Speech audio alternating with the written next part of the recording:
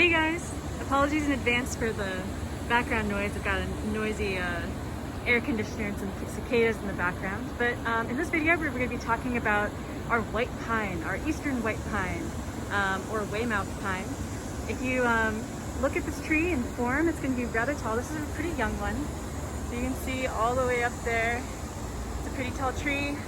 In form, if you look at it, you've kind of got these knots of branches.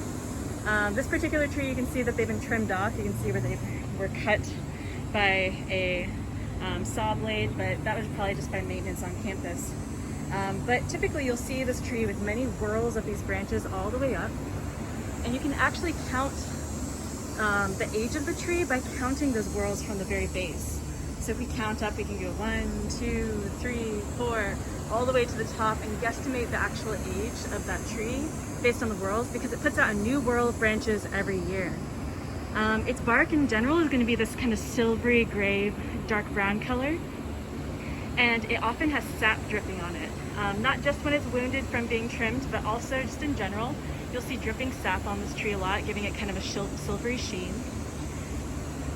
Looking up at those branches, you can see it kind of has these fluffy light green to bluish green needles. They're not going to be quite as dark as Pinus taeta, which is the pine we've learned so far.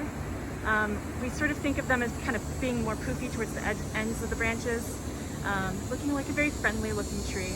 Okay, so I've moved farther away from the noises. Hopefully you'll be able to hear better. So needles per fascicle, remember like that on pines we expect all of those leaves, those linear leaves, to be kind of held in these bundles. White pine is unusual in that it doesn't have kind of like a papery sheath near the end. So here's the end of that fascicle. And it just looks kind of like they kind of got hot glued all together. There's not a lot holding them together, like you would see in loblolly. Loblolly has a papery sheath. The next difference, we sort of talk about size. White pine needles aren't going to be as long as loblolly needles. They can be anywhere from the length of your palm to the length of your fingers, typically, if you're looking for like an easy guesstimate.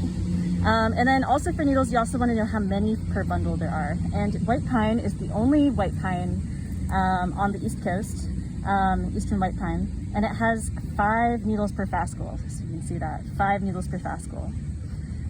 So beyond the needles, the last thing you're going to look for to identify it as pine, once you've looked for the needles per fascicle, you've seen that it has those lighter green needles compared to other pine trees, dripping dark brown sap on that kind of smoothish gray bark.